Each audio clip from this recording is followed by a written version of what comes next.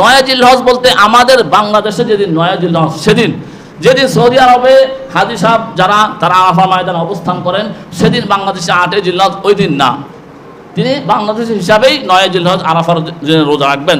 ইয়ৌমে আরাফা এটা ওই জায়গার নাম না, এটা ওই দিনের একটা পারিভাষিক নাম। যেমন কোরবানির দিনের পারিভাষিক নাম হচ্ছে ইয়াউমুন নাহার, কোরবানির দিনের নাম। সুতরাং কোনো এলাকায় যদি কেউ কোরবানি না করে তাহলেও সেদিন এটা ইয়াউমুন নাহার, এটা পারিভাষিক নাম। 9 জিলহজ রোজা রাখা গুরুত্বপূর্ণ ফজিলতের বিষয়। হাদিসের মধ্যে আল্লাহ রাসূল বলেন, সিয়ামু ইয়াউমি আরাফাতা আহতাসিবু আলাল্লাহি আন ইউকাফিরা সালাতাল্লাতী ক্বাবলাহু ওয়াস সালাতাল্লাতী বা'দা।